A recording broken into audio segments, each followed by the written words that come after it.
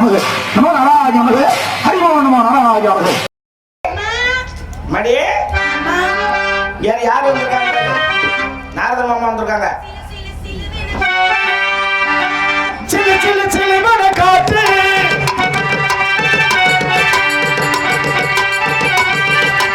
சிலு சிலு சிலு மன காற்று வர வர உருகுது நாட்டு புது புது வரிகளை போட்டு அது படிக்குது பருவத்து பாட்டு ஒரு நீதோ ஒரு பாடோ அந்த பாட்டோ நாட்டோ நீதான் மாமனே சிலு சிலு சிலு மன காற்று வர வர உருகுது நாட்டு புது புது வரிகளை போட்டு அது படிக்குது பருவத்து பாட்டு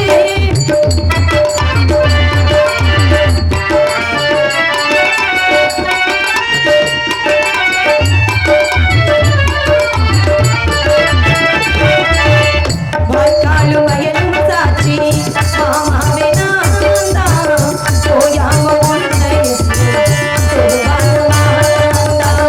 படக்காலு போகும் காட்சி சாந்தோரு மாறி உனக்காக பூதல் நீங்காதே ஆசை நோயாச்சு எப்பாத்தியாச்சு பல நாள் வந்து கூடவேன் பூமால் சூடவேன் சிலு சிலு சிலு மன காற்று வர வர உருகுது நாட்டு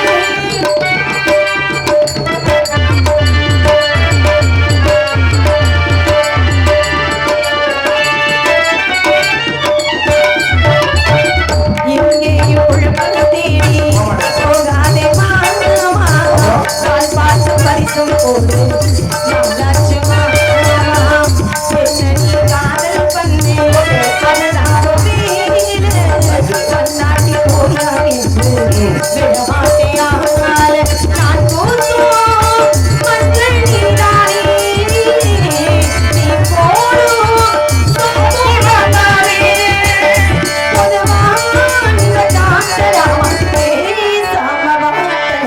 சிலு சிலு சிலு மன காற்று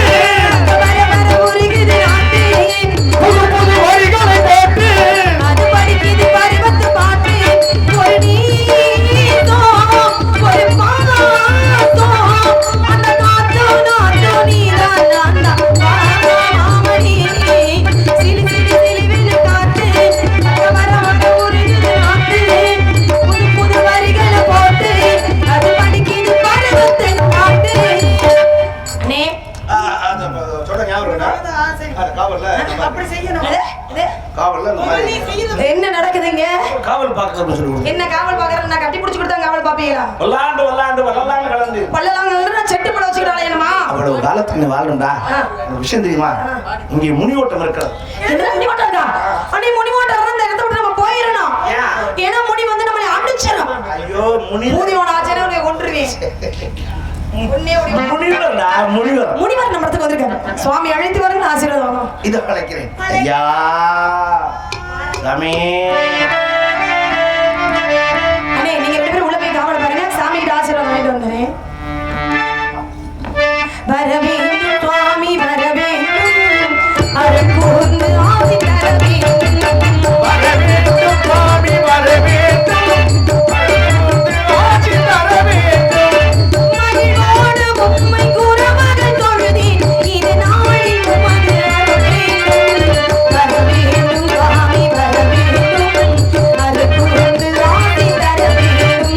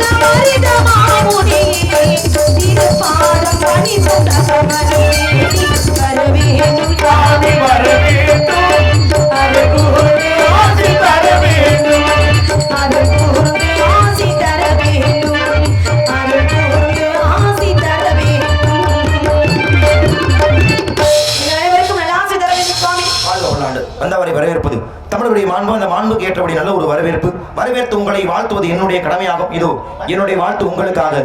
வள்ளி நாயகம்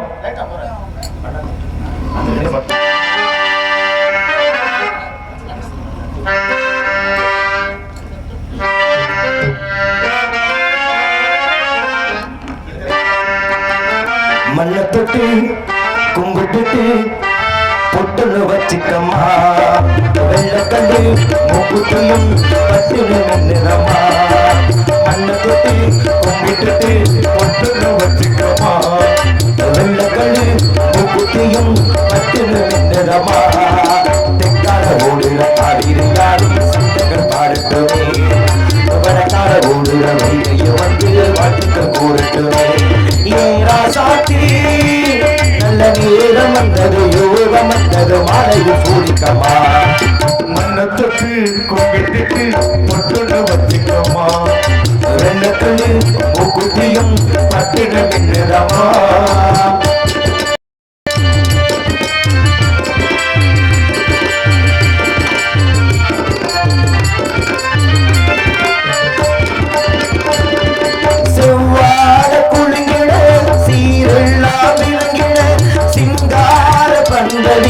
கல்யாணமா தங்க கல்யாணமா, தஞ்சாவூர் கரகமும் பொய்க்காடு குதிரையும் முன்னாடி ஆடி வர ஊடோடவா ஆடி ஊடோடவா. மத்தாப்பு பூவானோ பத்தாசு வீட்டோட மாப்பிள்ள பொண்ணுண்டா அந்தாச்சு ரோட்டோட வச்சு தாக்கூடாத பூங்காத்துதான் கண்ணு படுவாடி பூமாத்தலாம். மண்ணை தொட்டு கும்பிட்டு பொட்டுன்னு வச்சுக்கமா, வெள்ளக்கண்ணு மூக்குத்தியும் பட்டுன்னு நிறமா. வாழ்க மலை வாழ்க சகல கலைஞானம் பெற்று தாங்கள் பல்லாண்டு காலம் வாழ்க வாழ்கவன என்னுடைய மனமாற உங்களை வாழ்த்துகின்றேன். உங்களை பற்றிய விவரங்களை உங்கள் அண்ணன் வாயிலாக நான் கேட்டிருந்தாலும் கூட உங்கள் வாயிலாக உங்களை பற்றிய ஒரு சில விவரங்களை கேட்க வேண்டும். கேட்கலாமா? கேளுங்கள் சுவாமி. வண்டுவிழி கற்கண்டு மொழி மாறே, வண்டுவிழி கற்கண்டு மொழி மாறே,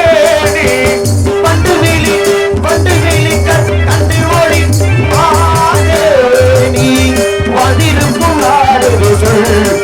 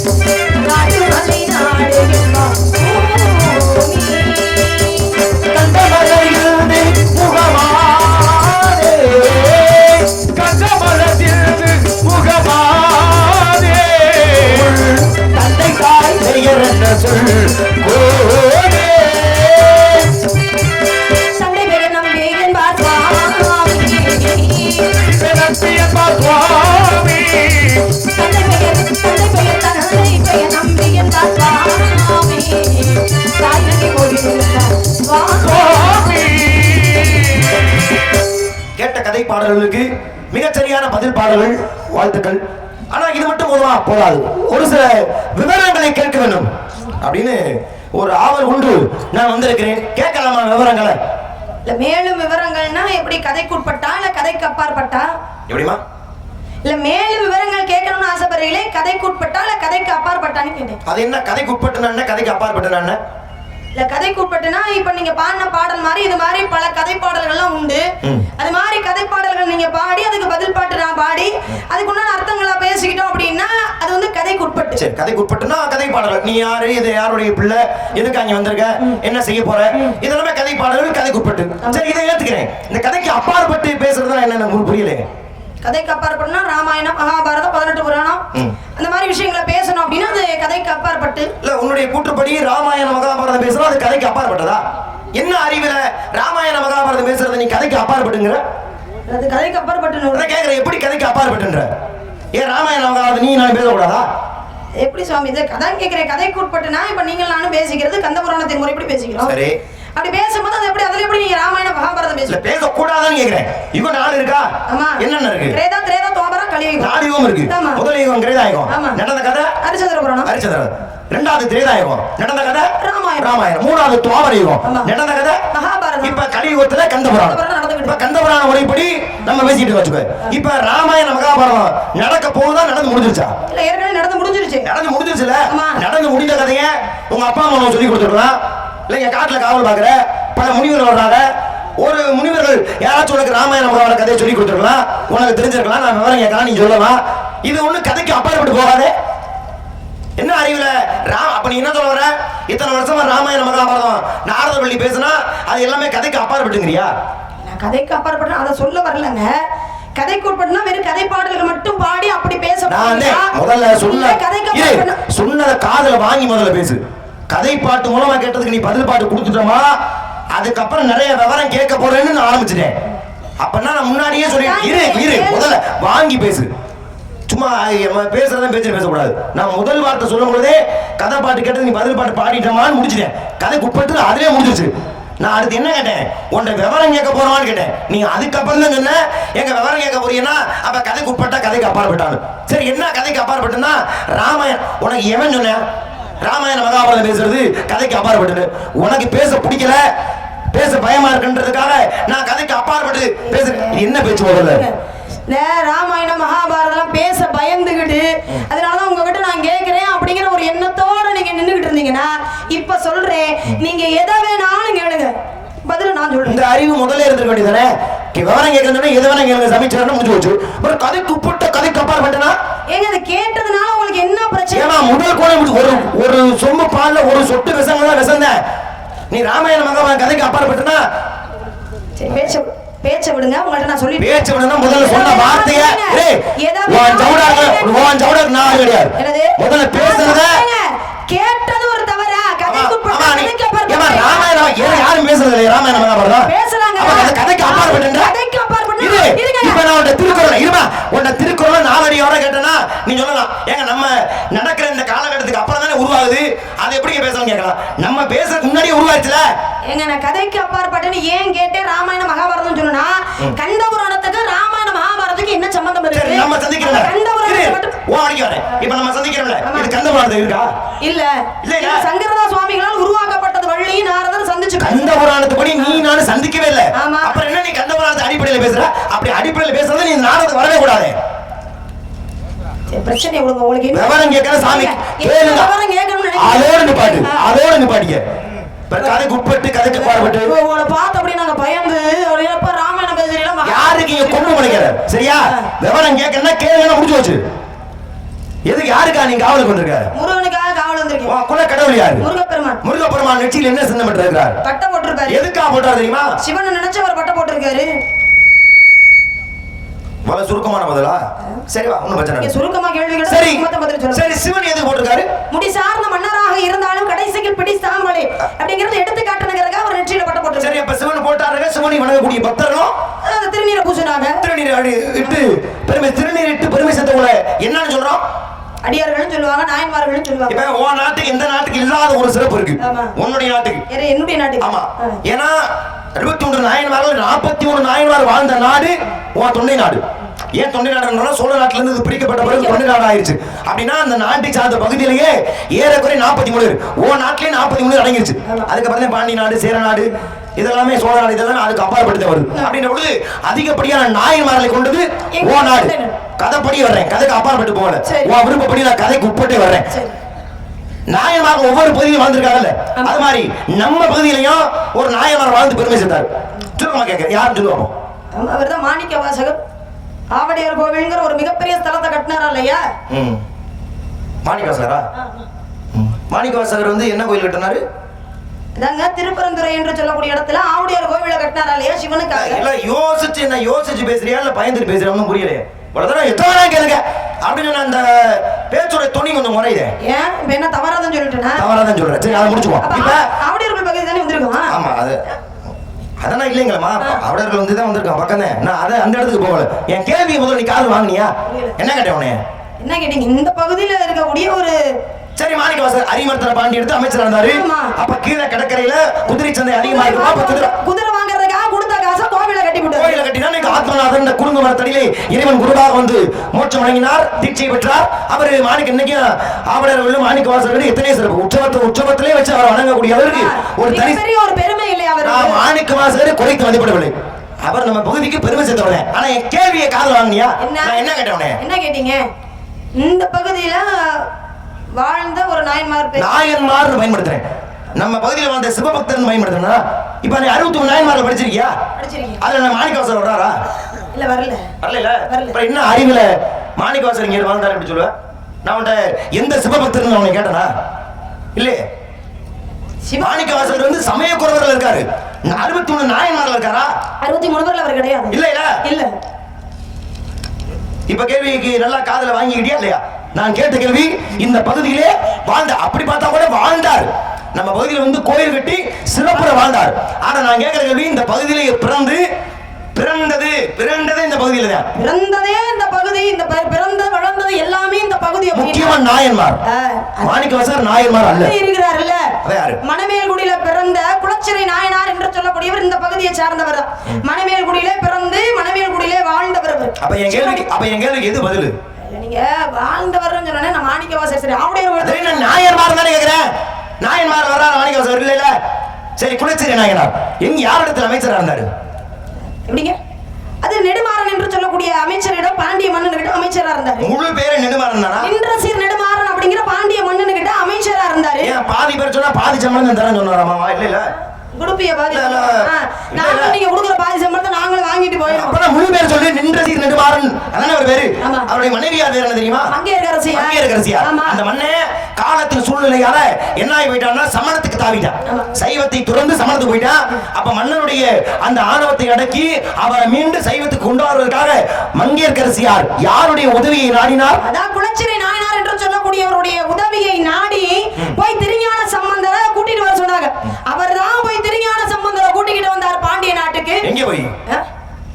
திருமறை காடு என்று சொல்லக்கூடிய வேதாரணை திரவாத கதவையும் பாடி திறக்க வைத்தார்கள் மாணிக்கவாசகர் திருநாவுக்கரசர். அப்ப அந்த இடத்துல போய் கூட்டி வர சொல்றாரு மங்கையர்க்கரசியார். சரி, போய் கூட்டிட்டு வந்தாங்க.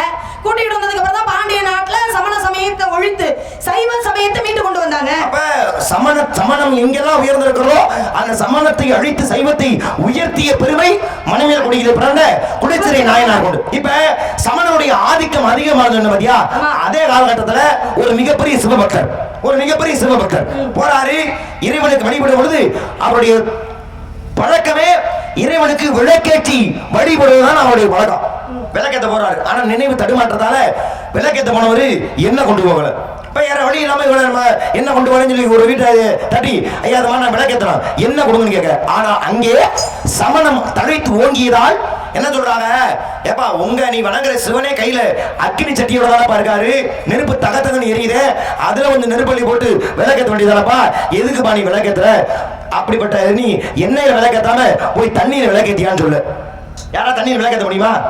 முடியாது. ஆனா தண்ணீர் விளக்கேற்றார். இது கதை முப்பட்டு தான் வள்ளி நாயகம். நீங்க ஏதாச்சும் பேசினா கதைக்கு அப்பாற்பட்டு போறீங்க. நீங்க ரொம்ப வினயமான ஆரம்பிக்க போல. கதைக்கு அப்பாற்பட்டு ராமாயண மகாபாரதம் கதைக்கு அப்பாற்பட்ட. சரிவா, நீ சிவபக்தர் சிவனை வணங்கி நிறுத்தி போட்டுக்க. கதைக்கு உட்பட்ட கேட்கிறேன் சொல்லு. இல்ல உங்களுக்கு என்ன பிரச்சனை? நான் வள்ளியே வந்தது பிரச்சனையா? இல்ல நான் சொன்ன வார்த்தை வேற கேட்கணும் கேளுங்கன்னா முடிஞ்சு வச்சு கதைக்கு உட்பட்டு கேட்பீங்களா? கதைக்கு அப்பா இப்படி நக்கீர பேத்தி இந்த அம்மா அப்படியே வினயமா தான் பேசுவாங்க எல்லாத்தையும். என்ன ஊருக்குள்ள ஒரு ஆள் மட்டும் கை தட்டிக்கிட்டே இருக்கு? என்ன பதில் சொல்லு.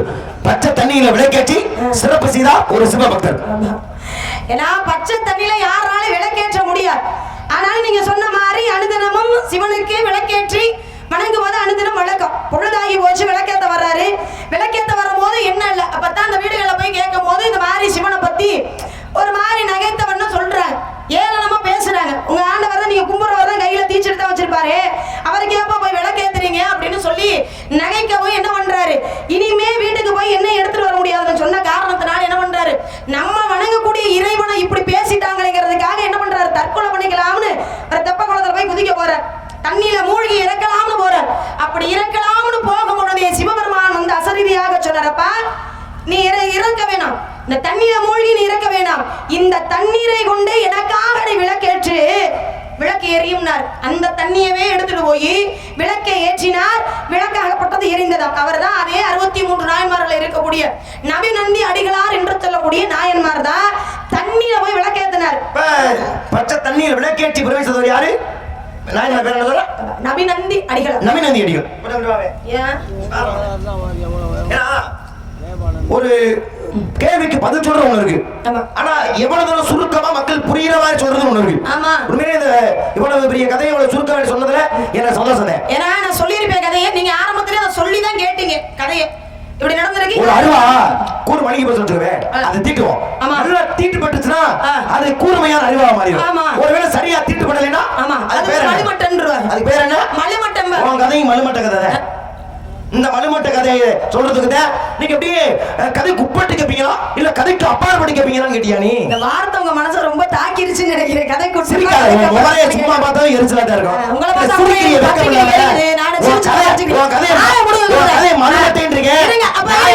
ரோச வரணும் வெக்கம் இல்லாம சிரிக்கிற நீ. நான் கேக்குறேன், நபி நந்தி அடிகளார் போய் தண்ணியில விளக்க ஏத்தலையா?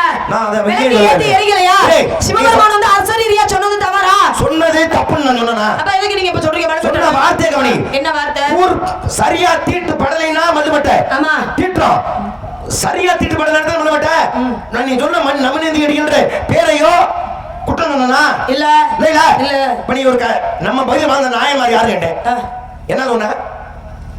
மணமேல்குடியில பிறந்த குலச்சேரி நாயனார் அப்படின்னு நான் சொன்னேன். வெறுமனே குலச்சேரி நாயனார் சொல்லலையே, எங்கே பிறந்தாரு? மணமேல்குடியில பிறந்தாரு. யார்ட்ட அமைச்சரா இருந்தாரு? அது நின்றசீர் நெடுமாறன்றவர்கிட்ட அமைச்சரா இருந்தாரு. எங்க போய் யாரை கூட்டியாக நான் சொன்னேன்? திருமறை காடு என்று சொல்லக்கூடிய வேதாரணத்துக்கு போய் திருஞான சம்பந்தர் போய் கூட்டிட்டு வந்தாரு. ஒரு கதை என்பது இப்படிதான் இருக்கணும். ஆமா, எந்த ஊர்ல பிறந்தாரு, எங்க என்ன சம்பவம் செய்தாரு, அதனால என்ன அதான கதை. ஆமா, பச்சத்தை விளக்கத்தையா ஓரிரு வார்த்தையில் விடுகிற மாதிரி நபி நந்தி அடிகளார். வெக்கமா உனக்கு? எங்க பிறந்தாரு, எந்த ஊருக்கு போனாரு, எந்த தெய்வத்தை வணங்கினாரு சொன்னியா? சௌரியத்தை நபி நந்தி அடிகளார் ஈடுபட்டு போடுமா? சரி இருங்க, இந்த கதை நீங்க படிச்சிருக்கீங்களா? இல்ல நாயன்மாருடைய கதை நீங்க கேள்விக்கு பதில் தெரியாம கேள்வி கேட்கறான்னு நினைச்சியா? எதுக்கு கேக்குறேன்னா, அவர் பிறந்த ஊரு எங்க இருந்தாரு, எந்த ஸ்தலத்தை போய் வணங்குறாரு அப்படிங்கறத நான் சொல்றேன். சரிங்களா? தெரியாம கிடையாது. நான் கதையை நீங்க சொன்ன கேட்டனால நான் சுருக்கமா சொன்னேன், அவ்வளவுதான் வித்தியாசம். ஏன்னா திருவாரூர் என்று சொல்லக்கூடிய ஊர்ல ஏக பேரூர் என்று சொல்லக்கூடிய இடத்துல அவர் வந்து வணங்கினார். எந்த தெய்வத்தை வணங்குறாரு சொல்லுங்க பாப்போம். எந்த தெய்வத்தை வணங்குறாரா? ஐயப்பனை கும்பிட்டாருமா? கேட்கல கேள்வி. நான் நாயன்மார்னு சொல்லிட்டேன்.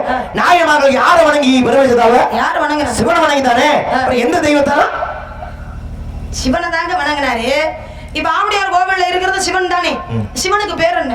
ஆத்மநாதர்னு பேர் இருக்கு. ஆத்மநாதர். இப்ப மணமேல்குடியை பத்தி பேசணும்ல, குலச்சேரி நாயனார். அங்க இருக்கக்கூடிய சிவனுக்கு பேர் என்ன?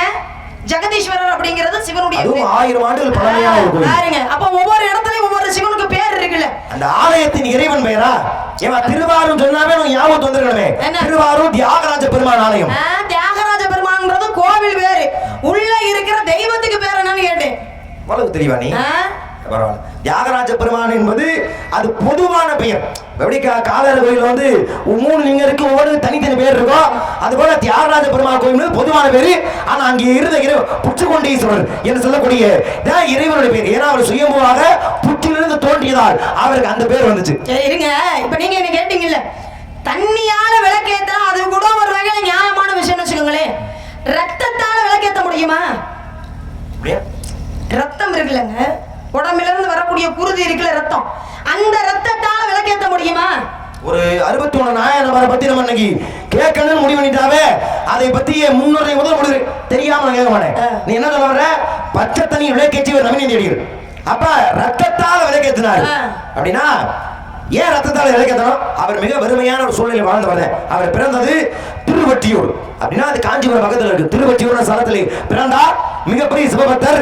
என்ன பண்ற, ஒவ்வொரு ஆலயத்து போய் இந்த சொன்ன மாதிரி விளக்கேற்றி வழிபடுவது அவருடைய கடமையும் கூட. ஆனா அவரு வணிகம் செய்து சிறு சிறு வியாபாரம் பண்ணி அதில் கிடைக்கிற காசுல விளக்கேற்றுவார். ஆனா அவருக்கு தொழில் சரியா போகல, காசு கிடைக்கல, விளக்கேற்றுறதுக்கு முடியாம போயிருது. இறைவனை வேண்டாரு. இறைவனை அவரை சோதிப்பதற்காக அருள் கொடுக்கல.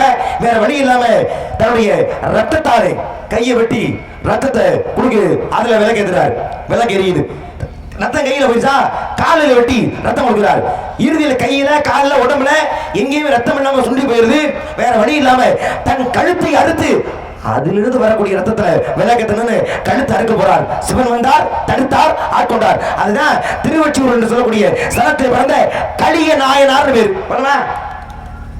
நான் முடிக்கிறேன். யாருங்கிட்ட ஒரு கைத்தட்டு சத்தம் வருது? யாருன்னா உனக்கு என்ன பதில் சரியா தப்பா அதை மட்டும் பேசு. அது எதுக்கு கை தட்டுறாங்க? என்ன பஞ்சாயத்து? எதுக்கு கை தட்டுறாங்க? நீ பேசும்போது ஒரு தட்டுறாங்க. நான் கோவப்படுறேனா? எனக்கு தட்டுறாங்க, உங்களுக்கு எப்படி தட்டுறது? தப்புன்றியா சரின்றியா பதில்? சொன்ன பதில் சரிதான். ஆனா யாரும் கை தட்டக்கூடாது. சரி, இப்ப நான் சொன்னதுக்கு அப்புறம் தான் வேகமா கை தட்டு விழுகுது. சிவபெருமான் அவருடைய பிள்ளை யாரு? ஏங்க சிவனுக்கு பிள்ளை யாருன்னு கேட்டேன். பிள்ளை 5 பேரு. யாராரு? வீரபத்ரர், காலபைரவர், முருகப்பெருமான், விநாயகப் பெருமான், முருகப்பெருமான், ஐயப்பன். மொத்தம் 5 பிள்ளை. 5 பிள்ளை. 5 விட்டு உன் குலக்கடவுள் யாரு? முருகப்பெருமான். சிவனோட பிள்ளை முருகன். ஆமா. முருகன் பிள்ளை. முருகனுக்கு பிள்ளையா? முருகனுக்கு எங்கெங்க பிள்ளை இருக்கு? புதுசா கேக்குறீங்க. தெரிஞ்சா சொல்லு, இல்ல தெரியலங்கன்னா முடிஞ்சு போச்சு. அதிர்ச்சிக்குள்ளாகிறது, நடிப்பை பிடிக்கிறது. உண்மையிலே இது நீ அப்படி நடிக்கணும்னு நினைச்சீங்கன்னா நாளைக்கு நாடகத்துல சந்திரமதி வேஷம் கூட போட சொல்லுவோம். நாளைக்கு நல்லா நடிச்சிட்டு போ. அப்புறம் எங்க பிள்ளை இருக்குன்னா பிள்ளை இருக்கு எங்க நீ எங்கன்னு தெரிஞ்சா சொல்லு. உங்கள்ட்ட எல்லாம் அப்படி தர்க்கம் பண்ணி தொண்டை தண்ணி வத்தா கத்துறதுக்கு அதுல ஒரு 4 கதை பாட பாடுபாடு. ஏன் கத்துற? பாய போடுங்க படுத்துக்க. யாரு வேணாம்? முருகப்பெருமானுக்கு எங்க பிள்ளை இருக்கு சொல்லுங்க. இருக்குமா? இல்ல. முருகப்பெருமானுக்கு எங்க புள்ள இருக்கு? ஏன் முருகனுக்கு புள்ள இல்லன்றியா? ஏங்க முருகப்பெருமானுக்கு தெய்வயானைக்கு திருமணம் பண்ணி குழந்தை இருக்குன்னு ஏதாவது ஒரு கதை இருக்கா? இல்ல. அப்புறம் எப்படி முருகப்பெருமானுக்கு புள்ள யாருன்னு கேக்குறீங்க? இப்ப நீ இத முருகனுக்கு புள்ள இல்லைங்கிற. ஆமா. இருக்குன்னு நான் நிரூபிச்சுதா? சரி நிரூபிங்க பாப்போம். இது ரொம்ப வினயமா பேசுவியமா? கதைக்கு உட்பட்டு பேசுவ, கதைக்கு அப்பாற்பட்டு பேசுவ. ரொம்ப வினயமா நான் இல்ல. அதனால வினயமா தானே கேட்கணும். முருகனுக்கு முத புள்ள எங்க இருக்குன்னு நீங்க சொல்லுங்க. மதுரை போயிருக்கியா? நீங்க மதுரை போயிருக்கியா? போயிருக்கேன். இங்க என்ன கோயில் இருக்கு? மதுரை மீனாட்சி அம்மன் கோவில் இருக்கு. ஒருவேளை நான் நிரூபிச்சுட்டா வீம்புக்கு மறுப்பு ஏன் சரியா தான் ஒத்துக்கிறியா? இல்ல சரியா இருந்தா ஒத்துக்கிறேன், ஒன்னும் பிரச்சனை. ஒத்துக்கிட்டா நீ சரியா இருந்தா ஒத்துக்கிட்டா அசிங்கம் உனக்கு தான். நீ இல்லேன்ட்ட நான் இருக்கேன். அசிங்கப்படுவேன்னு நினைக்காதீங்க. அது என்னுடைய அறிவுக்கு ஒரு பழக்கமாயிருச்சோ? அதுவே பழக்கமாயிருச்சோ? அறிவுக்கு வளர்ச்சி தானே. தெரியாத விஷயத்தை ஒருத்தவங்க சொல்லுங்க, தெரிஞ்சுக்கோங்க. சொக்கநாதர் சொக்கநாதர் இருக்கிறார் மதுரை மதியில. என்ன கோயில்ல? அது மீனாட்சி அம்மன். மீனாட்சி அம்மன் சொக்கநாதர் இருக்கார். இப்ப சொக்கநாதர் அவதாரம் எடுத்தது யாரு? சிவபெருமான். அப்ப மீனாட்சி அம்மன் யாரு? அது ஆதிபராசக்தி. 2 பேருக்கு பிள்ளை இருக்கா? இருக்கு. யாரு? உக்கிரம பாண்டியன். யாரு? உக்கிரம பாண்டியன். உக்கிரபாண்டியன். உக்கிரபாண்டியன்றது யாருன்னு தெரிஞ்சுக்கலாமா? இது முருகப்பெருமான் தான். முருகப்பெருமான். அப்ப மீனாட்சிக்கு தனக்கு ஒரு குழந்தை வேணும்னு சிவபெருமானிடம் கேட்க, அப்ப சிவபெருமான் முருகப்பெருமானிடம் ஆணையிட என்னுடைய தாய்க்கு நானே குழந்தைய வந்து பிறக்கிறேன்னு முருகப்பெருமானே மீனாட்சிக்கு குழந்தைய பிறந்தாரு. அப்ப முருகன்ட்ட யாரு வேண்டா நீ மீனாட்சிக்கு பிள்ளையா வரணும்னு? சிவன் வேண்டா. சிவன் வேணும்னாலே மீனாட்சியின் கருவில யாரு வந்து தங்கனா? முருகப்பெருமானே வந்து தங்குறாரு. என்ன பேரோட? உக்கிரபாண்டியன். அப்ப சிவனுக்கு பிறந்த முருகன் அங்க என்னவா இருக்காரு? உக்கிரபாண்டியனார். அந்த உக்கிரபாண்டிய கல்யாணம் பண்ணாரா? பண்ணாரே. அந்த அம்மா பேரு காந்திமதி அப்படிங்கிற பேரோட ஒரு காந்திமதி என்ற பிள்ளை திருமணம் பண்ணார். ஆமா. இவங்க 2 பேருக்கு பிள்ளை இருக்கா? இருக்கு. யாரு? விக்ரமபாண்டியன். அப்ப நீ மதுரையுடைய வரலாறு திருவிழாவும் படிச்சிருக்க. ஏன் அதை கேட்கறப்ப இந்த அறிவு வரலையா? ஏன் இவ்வளவுதான் சொல்லியுமா மாறாட்டைக்கு புரியல? சிவன் சொக்கநாதர் யாருமா? சிவபெருமான். சிவன் தானே. ஆமா. உக்கிரபெருமன் யாரு? அது முருகப்பெருமான். முருகன் தானே. ஆமா. காந்திமதி என்ற பெண்ணை திருமணம் பண்ணி முருகனுக்கும் காந்திமதிக்கு பிறந்த பிள்ளை யாரு? அது விக்ரமபாண்டியன். இப்ப என்ன விக்ரமபாண்டியன் யாருடைய பிள்ளை? முருகனுடைய பிள்ளை தானே. அப்புறம் இல்லைன்ற கதையெல்லாம் தெரிஞ்சு உனக்கு கதை வேணா நீ அப்ப இந்த கதை இல்லைன்னு சொல்லுவியா? ஏன்னா நீ தான் சொன்ன காந்திமதி என்ற பேரையும் உக்கிரபாண்டி என்ற பேரையும் விக்ரமபாண்டி என்ற பேரையும் நான் சொல்லல, நீ தான் சொன்ன. அப்படின்னா முருகன் விக்ரமபாண்டியன், முருகன் பிள்ளை தானே விக்ரமபாண்டியன்.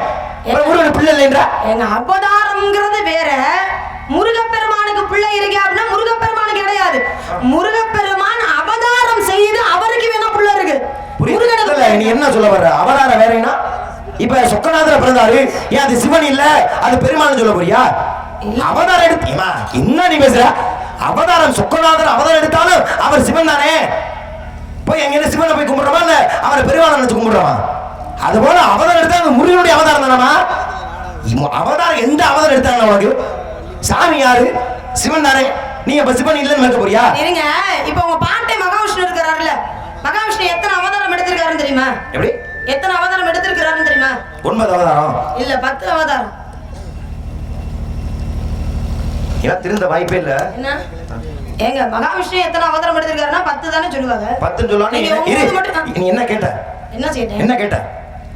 எத்தனை அவதாரம் எடுத்திருக்கிறாருன்னு கேட்ட. எத்தனை அவதாரம் ஒண்ணு கேட்கலையே. எடுத்திருக்கிறாருன்னா அது முடிஞ்சுச்சுன்னு அர்த்தம். கல்கி அவதாரம் எடுத்துட்டாரா? இல்ல. எடுக்கல. இல்ல. அப்புறம் அதை எப்படி பார்த்து சேவ் பண்ணி சுதாரிப்பா இருக்கல? உன் கேள்விக்கு தான் பதில். நீ கேட்டது எத்தனை அவதாரம் எடுத்திருக்கிறாருன்னு. எடுக்கல. அதுல மனித அவதாரம் என்னன்னு தெரியுமா? அப்படியா? மனித அவதாரம் 2 இருக்கு. இல்ல 3. 2 தான். 3. சரி, நான் 2 என்னன்னு சொல்றேன். 3 என்னன்னு சொல்றியா? இந்த நான் ஒண்ணு கேட்டு பேசிட்டு நீ வீம்புக்கு ஏதோ ஒண்ணு பேச நினைக்காத. இல்ல 2 சொன்னீங்க. ராம அவதாரம், கிருஷ்ண அவதாரம், இது 2 மனித அவதாரம். அதுக்கு முன்னால வாமன அவதாரம் எடுத்தாரு. அது என்ன அவதாரம்? வாமனா? மனித அவதாரம் தானே அது? அது மனித அவதாரம்ன்றியா? எப்படி சொல்ற? ஆமாங்க, மனிதனா தானே வந்தாரு. ஒரு சிறு பிள்ளையா போய் எனக்கு 3 அடி நிலம் கேட்பா. அந்த கதை நான் படிச்சிருக்கேன். அவன் மனித உருவத்துல சின்ன பிள்ளையே தான் போனார். நான் என்ன கேட்கிறேன், மனிதனுடைய அவதாரம் என்ன? பிறந்திருக்க வேண்டும், வாழ்ந்திருக்க வேண்டும், அதே ஒரு மனிதனாக இருக்கணும், இறந்திருக்க வேண்டும். இப்ப ராமன் பிறந்தது கதை இருக்கு, வளர்ந்தது கதை இருக்கு, செத்தது கதை இருக்கு. கணவர் மாத்தா பிறந்தது கதை இருக்கு, வாழ்ந்தது கதை இருக்கு, செத்தது கதை இருக்கு. வாமனை யாருக்கு மகனா பிறந்தாரு, எங்க செத்தார் கதை இருக்கா? இல்ல. மனிதனா மாறினார், மனிதனா பிறந்தாரா? இல்ல. அப்புறம் எப்படி அந்த மனித பிறவிகளை சேவ் பண்ணி இதுலயே சுதாரிப்பா இருக்கீங்களா? எப்படி கேட்க முடியா? யாரு கை தட்டாதீங்க. என்ன இங்க யாரு வானத்துல குதிக்கல, ஏன் ரசிகரா போன ரசிகர் அப்படி இல்ல. நியாயத்துக்கு தான் இங்க மதிப்பு. அது என்னமோ தெரியல, உங்களுக்கு கையை தட்ட போது மட்டும் அப்படித்தான் வருது எனக்கு. ஏன் நீ தான் பேசுற? விவரம் கேக்குறதுனா கதைக்கு உட்பட்டு பேசுவீங்களா? கதை தப்பா பண்ணு. அப்ப எனக்கு இருந்துச்சுல. இதுல கிருஷ்ணனுடைய மனைவி சீதை இருக்காங்கல்ல. சரி, நீ எல்லாம் வள்ளி பேச கூட லாயக்கு இல்லாத ஆளு. பேசாம சித்தாள வேலைக்கு போயிரு. நீ எல்லாம் என்ன நீ மேடையில பேசிக்கிட்டு இருக்க? மேடையில பேசுற வார்த்தை அது. என்ன பேசுனே? ஒருவனுக்கு ஒருத்தியாக ஒரு மனுஷன் இப்படித்தான் வாழணும் அப்படி வாழ்ந்து காட்டிய அவதாரம் எது? ராம அவதாரம். சரி, கிருஷ்ணனுடைய மனைவி சுபத்திரின்னு சொல்லு, ஒத்துக்கிறேன். இல்ல ருக்மணி சொல்லு, ஒத்துக்கிறேன். இல்ல சத்தியபாமான்னு சொல்லு, ஒத்துக்கிறேன். அறிவு கட்டத்தனமா கிருஷ்ணனுடைய மனைவி சீதைன்றிய, உனக்கு என்ன கிருஷ்ணராம சீதையை கல்யாணம் பண்ணாரு? அறிவு வேணாம்? சரி, இப்ப நான் கேக்குறேன், கிருஷ்ணர் மனைவி சீதையா? கிருஷ்ணர் வந்து யாருடைய அவதாரம்? கிருஷ்ணர் வந்து யாருடைய அவதாரம்? மகாவிஷ்ணு அவதாரம். ராமன் யாருடைய அவதாரம்? எது? இல்ல, ராமன் வந்து யாருடைய அவதாரம்? ரெண்டுமே மகாவிஷ்ணு அவதாரம் தான். இப்ப என்ன சொன்னேன்? மகாவிஷ்ணு எடுத்த அவதாரத்துல கிருஷ்ணர் மனித பிறவி, ராமன் மனித பிறவி. முதல்ல வந்து கேட்டுக்கிட்டு இருக்கா? அப்ப ராமனும் கிருஷ்ணர் 2 பேருமே மகாவிஷ்ணுடைய அவதாரம் தானே? ஆமா.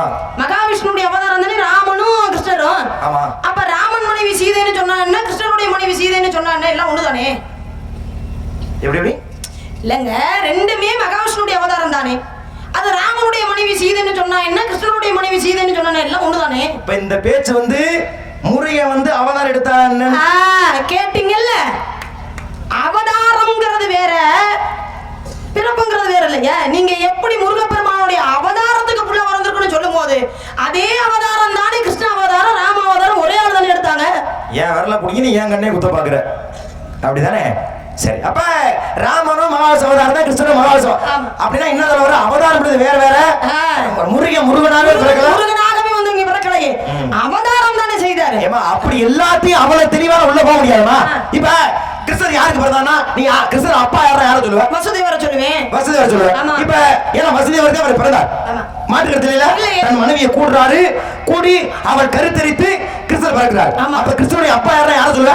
வசுதேவர் தான் சொல்லுவேன். சொல்லுவேல. இப்ப ராமர் அப்பா யார சொல்லுவ? தசரத மன்னன் சொல்லுவேன். தசரதனுக்கு ராமர் பிறந்தாரா? இல்ல, தசரத மன்னனுக்கு பிறக்கலையே. அப்ப ராமர் எப்படி பிறந்தாரு? கலைக்கோட்டு மகரிஷியால் யாகம் நடத்தி அந்த யாகத்திலிருந்து வந்த பாயாசத்தை சாப்பிட்டதுனால ராமனாகப்பட்டவர் பிறந்தாரு. அப்ப ராமர் பிறப்பதற்கு காரணம் தசரதை கூடுனதா இல்ல, கோசலை எதை சாப்பிட்டா? பாயாசத்தை சாப்பிட்டாங்க. பாயாசம் சாப்பிட்டு கருத்தரித்து ராமர் பிறந்தார். இப்ப நான் ராமர் அப்பா என்ன சொல்லிருக்கேன்? இவ்வளவு விவரமா பேசுற நீ. ராமர் அப்பா தசரதை இல்லங்க, பாயாசம் சாப்பிட்டு ராமர் பிறந்தாரு. ராமர் அப்பா அவன் பேர் வந்து பால் பாயாசம். சொல்ல வேண்டியதானே? சொல்ல வேண்டியதானே? இவ்வளவு தூரம் உன்னிப்பா இன்னொன்னு அவதாரத்துக்கு இப்படி போய் சேருங்க, அது அப்படி சேருங்க. முருகனுடைய அவதாரம் மனித பூலகத்தில் பிறந்தாதான் அவதாரம் முருக அவதாரம் தானே? சரி, அதை கூட விட்டு மூர்த்தின்னு சொல்றோம்ல, யாரா சொல்றோம்? சிவன், பிரம்மா, விஷ்ணு. சிவன், பிரம்மா, விஷ்ணு. சரி, இப்ப சிவனுடைய பிள்ளைன்னு யார சொல்றோம்? சிவனுடைய பிள்ளைன்னு நான் ஆரம்பத்துல 5 பேர் சொன்னீங்க, சொல்லலாம். இதே பிரம்மனுடைய பிள்ளைனா? பிரம்மனோட பிள்ளைனா நாரத என்னையவே சொல்லலாம். இப்ப இந்த மகாவிஷ்ணு பிள்ளைன்னு யார சொல்லுவோம்? மகாவிஷ்ணுடைய பிள்ளைனா யார சொல்லுவாங்க? உங்க அப்பா பிரம்மாவை சொல்லலாம். நானே சொல்றேன், எங்க அப்பா தான் பிரம்மா, பிரம்மா மகாவிஷ்ணு பிள்ளைன்னு. ஆமாங்க, மகாவிஷ்ணுடைய பிள்ளை பிரம்மா. வேற. சரி, உனக்கு வந்து அவதாரத்தை பேசினா பிடிக்கல, நான் நேரா தெய்வத்துக்கு வரேன். எந்த அவதாரமும் வேணாம். மகாவிஷ்ணு, சிவன், பிரம்மா, தெய்வத்துக்கு வரேன். அவதாரத்தை பத்தி நான் பேசுறேன். மகாவிஷ்ணு பிள்ளை பிரம்மன் இல்ல, இன்னொருத்தர் இருக்காரு. யாரு? இன்னொருத்தர் யாரு அவரு? கொலை வினயம் பண்றிய? பிரம்மா தாங்க மகாவிஷ்ணுடைய பிள்ளை. இன்னொருத்தர் யாரு? பிரம்மா மகாவிஷ்ணு பிள்ளை நான் மறுக்கல, அவரை தவிர்த்து இன்னொரு பிள்ளை இருக்காருன்னு இருக்கேன். இவ்வளவு விவரம் நீ பேசுறீங்க.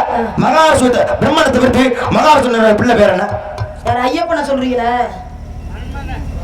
ஐயப்பன் நீங்க சொன்னீங்கன்னா அது சிவபெருமானுக்கும் மகாவிஷ்ணு மோகினி அவதாரம் எடுத்து பெண்ணா மாறி கூடனால பிறந்தது. அங்க கூட மகாவிஷ்ணுன்றது பெண்ணாக மாறி அந்த இடத்துல நம்ம சேர்க்க கூடாது. ஏன்னா யாருக்கு பிறக்கிறார்? சிவனுக்கு. சிவனுக்கு பிறந்தார். இந்த தூங்குற ஐயாவா சொன்னது, அவரை எழுப்பி 4 நாளைக்கு அவர் வீட்டுல போய் பாடை எடுத்துட்டு அப்புறமா வேணா நீ வெளியே வர. அப்படி என்ன அவர் சொன்னாரு? என்ன சொன்னாரு? என்ன சொன்னீங்க? மன்மதன் யாருடைய பிள்ளை? மகாவிஷ்ணு பிள்ளை இல்லையா? இது கூட தெரியல, நீ வண்டி பேச போட்டு நிக்கிற. இருங்க ஓ முதல்ல அடிப்படை படிச்சு வா. இருங்க மாமா. மன்மதன் வந்து காலத்தை வீணாய் பானாக்கி விடலாமோ. இவரு முதல்ல வள்ளி மாதிரி முதல்ல நீ நடந்துக்க.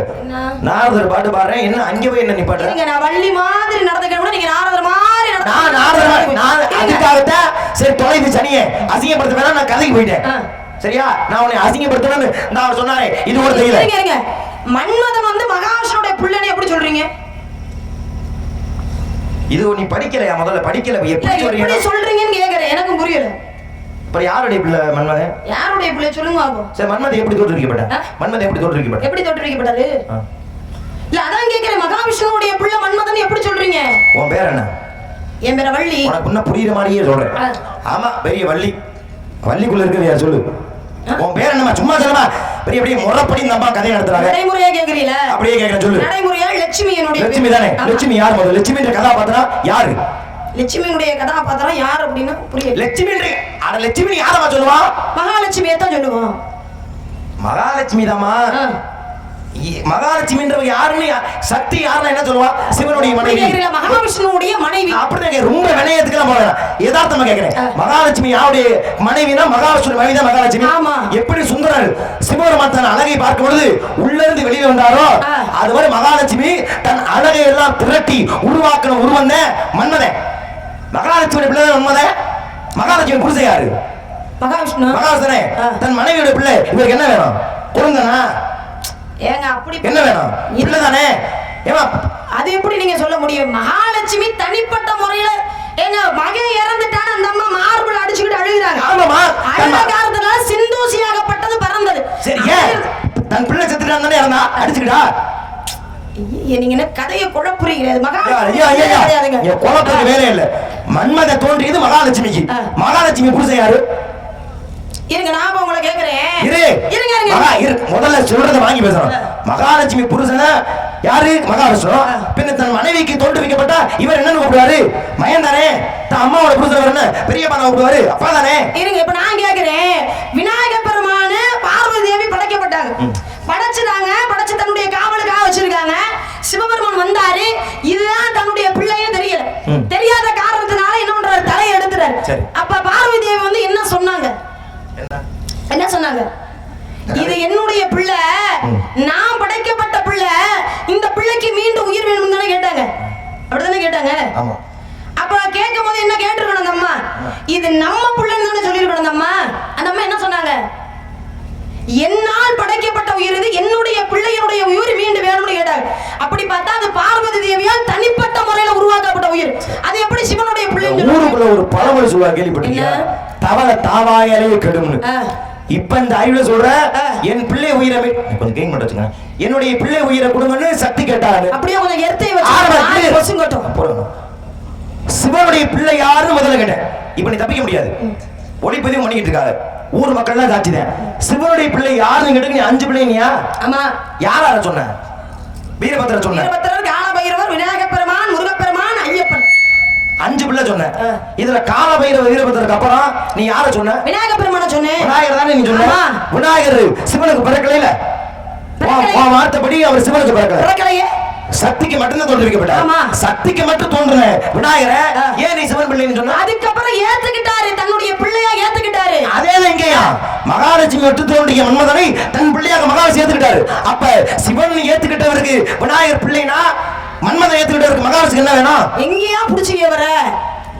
நீ பட்டு வினயம் பண்ணாதான் அது அப்படியே ரோசம் பத்து வருமா தருத்திரி அம்முட தருத்திரி யாரு நான் பேசுறது தெரியுமா முருகன பிள்ளையார கதை தெரியுது விக்கிரமாண்டியன் பிறந்த நாள் கதை தெரியுது ஏன் சொல்ல வேண்டியதானே முருகன் நாங்க அவதாரம் எடுத்தாரு முருகன பிள்ளை இருக்கு உடனே அவதாரங்கள் வேற வேற அப்படி வந்து இது மட்டும் என்னது உனக்கு வந்தா ரத்தம் எனக்கு வந்து தக்காளி சட்னி உனக்கு சரி விடு சிவபெருமான் வணங்கிதான் நீ காவலுக்கு வந்திருக்க சிவபெருமானுக்கு எல்லா பூக்களுமே பயன்படுத்தப்படும் பூஜையில ஒரு பூ மட்டும் பயன்படுத்தப்படாது அது தாழம்பூ எல்லாரும் தெரியும் ஏன் பயன்படுத்தப்படாது சாபம் என்ன சாபம் உங்க அப்பா பிரம்மாவுக்காக பொய் சாட்சி சொன்னதுனால சாபத்தை கொடுத்தாரு சிவபெருமான் என்னுடைய பூஜையில் இனிமே நீ இடம்பெற மாட்டாய் அப்படின்னு சாபம் கொடுத்தாரு சிவபெருமான் அதனாலதான் பூஜையிலே சிவனுடைய பூஜையில எல்லா எந்த கோயிலுமே தாளம் இடம்பெறாது இந்த கதை தெரியும் உனக்கு தெரியும் தெரியுமே ஒரு கோவிலை தவிர்த்து ஒரு கோவிலை தவிர்த்து ஒரு கோவிலை தவிர்த்தா அப்படின்னா தாழம்பூவா ஒரு கோவிலை தவிர்த்தனா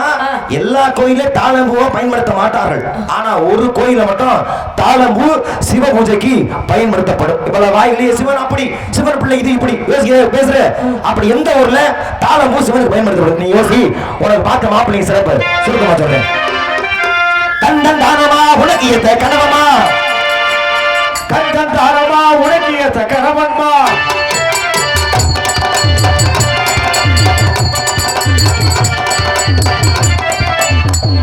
பாட்டி ஆட்ட பாடுறேன் உன் முகத்தை பார்த்து பாட வந்தா வேற ஏதாவது முகத்தை பார்த்தா தான் பாட்டு வருமா நீ யாரோட பண்ண வந்த என்னோட பண்ண வந்தியா இல்ல இப்ப என்ன மம்பட்டி எடுத்து சகல என்ன பேசி கிழிச்சேனி போனது தண்ணி கேக்குற என்னது தண்ணி ஏங்க இவ்வளவு தூரம் உங்களோட நின்னு மல்லு கட்டி கடந்து கதற கதற கத்தி கத்தி பேசிக்கிட்டு இருக்கேன் சரி தொண்டையெல்லாம் வறட்சியா இருக்கே கொஞ்சம் தண்ணி குடிப்போமேனு தண்ணி எடுங்க அப்படின்னு அது என்னுடைய உயிர் நண்பரே நீ எனக்கு எதிராக திருப்பி போய் தண்ணியை கொடு கொடுத்துரு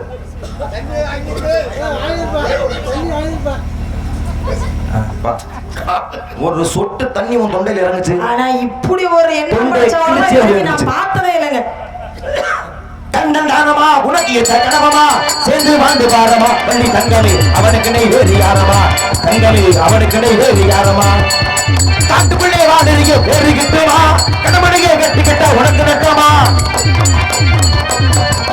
சேவர் கொடி பிடித்து நாட்டு காக்குறானமா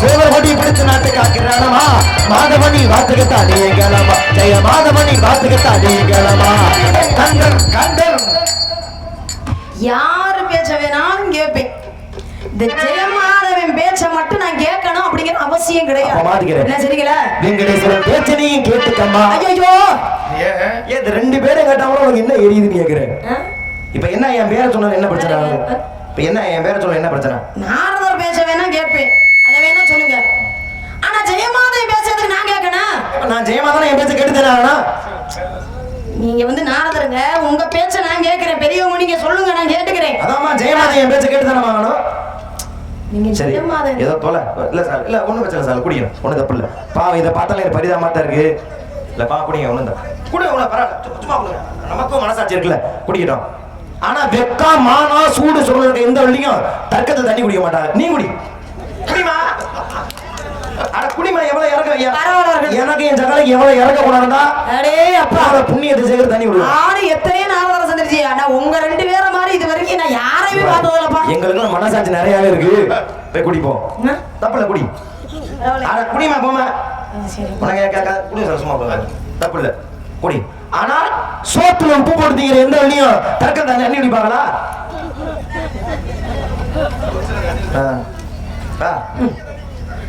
ஆனா இப்படி ஒரு எண்ணத்தோட தெரியாது சிவபெருமானுடைய ஆலயத்துல ஒரே ஒரு கோயில மட்டும் தாளமும் பயன்படும் ஏன் அதெல்லாம் என்ன ஊர்னு சொல்லு தாழமும் ஒரே ஒரு கோவில் சிவனுடைய ஸ்தலத்தை மட்டும் தான் பயன்படும் எங்க அப்படின்னா உத்தரகோசமங்கை அப்படிங்கிற இடத்துல மட்டும்தான் அந்த ஸ்தலத்துல மட்டும்தான் தாழமுவாகப்பட்டது பயன்படுத்தப்படுகிறது சிவன் என்ன சாபம் கொடுத்தார் எனக்கு நீ துரோகம் செய்ததால் என்னுடைய இந்த ஆலயத்திலுமே நீ பூஜைக்கு பயன்படுத்தப்பட மாட்டாய் சிவன் கொடுத்த சாபம் இதானே அப்ப சிவன் இப்படி சாபம் கொடுக்கும் பொழுது சிவனே தன்னுடைய வார்த்தையை மீறி சிவன் வந்து சிவன் கோயில் தானே உத்தரகோசமங்க அங்கே மட்டும் இப்படி பயன்படும் ஏன் அங்க மட்டும் பயன்படுது அப்படின்னா ஆரம்பத்தில் இந்த சாபம் கொடுப்பதற்கு முன்பதாகவே முதலாக தோற்றுவிக்கப்பட்ட சிவனுடைய ஸ்தலம் அது அதனாலதான் இந்த சாபத்துக்கு முன்பதாகவே இந்த சிவன் ஸ்தலம் என்ன ஊர்ல? அதான் உத்தரகோச மங்கையில. அது ஒரு பழமொழி இருக்கு, மண் தோன்றும் போதே மங்கை தோன்றியது. உத்தரகோச மங்கை. அல்ல பாக்கண்ணே இந்த ஆபத்தை நீ விடு. ஆவுனா பாட்ட பாடிக்கிடு. முதலாளி சொல்றாங்க படியறக்கு பகவான் சொல்றது கேட்டுதானமா? யாரு சொன்னது? அப்ப என்ன சொன்னாங்கடா, கற்க நடக்கும்போது இடையில கொஞ்சம் பாட்டு பாடிக்கங்க. பேச்சா பேச என்னது நேரம் ஆயிடுச்சு. எத்தனை மணி எத்தனை? மணி எத்தனை? மணி எத்தனை? 3:50 தானே ஆகுது. 4:50 ஆகும் சொல்லுவோம் போல.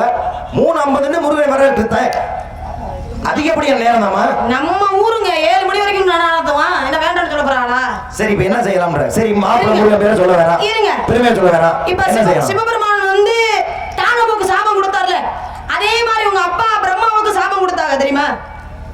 பிரம்மனுக்கு ஆமா கோயில் எல்லாம் போட்டு சாபம், கோவிலே இல்லாம போகணும்னு சாபம் கொடுத்தார். இப்ப நான் எந்த ஊர்ல கோயில் இருக்கு நினைக்கிறியா? திருச்சி பக்கத்துல. இருங்க, இந்த கேள்விக்கு நான் போகல.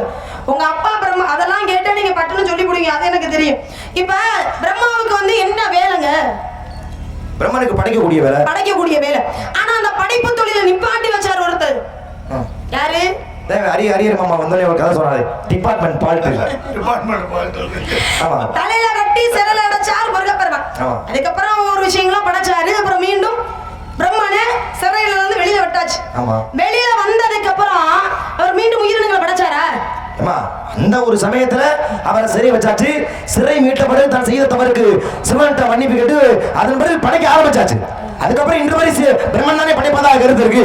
படைக்க ஆரம்பிச்சாருல, 108 பொருளை மட்டும் தான் முருகன் படைச்சார். அதுக்கப்புறம் பிரம்மன் தான் படைக்காரு. அதுக்கப்புறம் பிரம்மன் படைச்சாருல, உடனே படைச்சிட்டாரா பிரம்மன்? ஒரு 4-5 நாள் கழிச்சு கேட்கலங்க. வேற என்ன கேக்குற? பிரம்மனை கொண்டு சிறையில அடைச்சு பாட்டு பாட நிப்பாட்டி வச்சுட்டு ஆத்திட்டு இருக்க. அவங்களே சொல்லிட்டாங்க நேரம்னாலும் பரவாயில்ல பேசுங்க. பேசுமா வேணாங்களே. உன் என்ன சாபம் வாங்கினா? நான் ஆமாமா சாபம் வாங்கி திருப்பட்டூர்ல கோயில் இருக்குன்னு சொல்லிட்டேன். சரி விடுங்க, உங்களுக்கு சாபம் அது இல்லைன்ற உங்களுக்கு ஏதோ பயம் போல இருக்கு. நான் என்ன தேவை கூடணும் அப்படி உன்னை எல்லாம் பார்த்து பயப்படுற மாதிரி நீ கனவு வேண்டியது வச்சுக்கவே. அப்புறம் ஏன் கேள்வி கேட்க மாட்டீங்க? ஜென்மத்துக்கு நடக்க போறது ஏன் கேள்வி கேட்க மாட்டீங்க? என்ன கேக்குற? அப்ப மீண்டும் எந்த இடத்துக்கு போய் உயிரினங்களை படைக்கணுங்கிற விஷயம் அவருக்கு மறந்துருச்சு. எப்படி உயிரினங்களை படைக்கணும் அப்படிங்கிறது அவருக்கு தெரியல. அப்ப மீண்டும் எந்த இடத்துக்கு போய் மறுபடியும் உயிரினங்களை படைக்க தொடங்கினார். இப்ப என்ன சொல்ல வர? சிறையிலிருந்து வந்த பிறகு அவர் எப்படி படைக்கிறேன்னு தெரியல. தெரியல விட அவர் செஞ்ச தவறுக்கு தண்டனையாக அவர் நினைவுல தவறிடுச்சு. எப்படி படைக்கணும்ன்ற கேட்டேன். உடனே உயிரினங்களை படைச்சிட்டாரான்னு கேட்டேன். சிவனை பணிந்து சிவன் வரம் கொடுத்த பிறகுதான் அது படைக்கப்பட்டது, படைக்க முடிந்தது பிரம்மனால. அதுதான் எந்த ஸ்தலத்துக்கு போனாருன்னு கேட்டேன். இப்ப நான் கிட்ட நீ விரிச்சு சொல்லலையே, உத்தரவாசம் மங்கையில அதானே சுருக்க வந்து சொன்னேன். நீங்க சிவபெருமான் தான் சொல்றீங்க. உனக்கு நான் அவளை விரிச்சுலாம் சொல்ல வேண்டிய அவசியம் இல்லை. சொல்லித்தான் அதுக்கு நான் திருப்பணவாசல்னு ஒரு ஊர் தெரியுமா உனக்கு? கொஞ்சம் பக்கத்துல இருக்கு. அங்க விருத்தகிரீஸ்வரன் ஒரு சிவனுடைய ஆலயம் இருக்கு.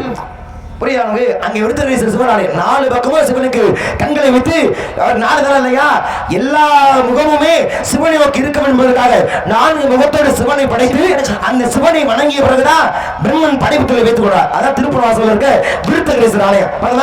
அப்படி சொல்ல அம்மாளுகளே நமக்கு எதிரியா இருக்குதுப்பா. நியாயம் இந்த பக்கம் அந்த பக்கம். ஏன் நீ சொல்ல மாட்டே? தலத்துக்கு இன்னொரு ஒரு சிறப்பு இருக்கு. மேல 3 முழம் கீழே 30 முழம்னு சொல்லுவாங்க இல்லையா? அந்த கோவிலுக்கு அப்படி ஒரு சிறப்பு இருக்கு. திருப்போணம் ஏது திருப்போணவாஸ் பேருக்காக நிறைய சிறப்புகள் இருக்கு. ஆனா பிரம்மன் முதல்ல யாரை பணிந்து மீண்டும் படைப்புக்கு தொடங்கினாரா? விருத்தகிரி சென்ற சிவபெருமான் வணங்கின போறமா முருகன் தான் மாப்பிள்ளை கட்டிக்கிறியா? இங்க தீர்த்தம் பிரம்ம தீர்த்தம்னே ஒண்ணு இருக்கும். அவன் பிரம்மன் வணங்கியதால தான் நீங்க பிரம்ம பேரே வந்துச்சு. கட்டிக்கிறியா முருகனை? கட்ட மாட்டேன். அல்ல பாகண்ட மீண்டும் ஆபத்தை நீ விடுத்து அவனையோ போல இருப்பதை மடுத்து சொல்ல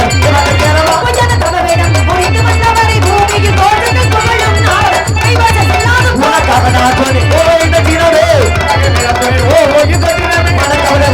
மாளிகை ஏறுபடானே சொல்லு கேரளா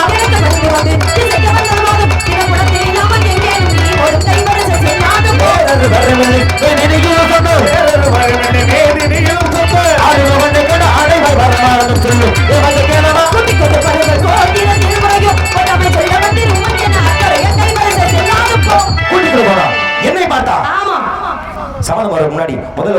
இந்த நல்ல வாய்ப்பு வழங்கிய கிராம பொதுமக்களுக்கு. ஏன்னா அடுத்த சகல வருவார்கள் நினைச்ச சந்திக்க முருகன் சந்திக்க அவர் வேச கலைஞ்சிட்டாப்புல இருந்தா இந்த சமயத்தில் ஒரு நன்றி.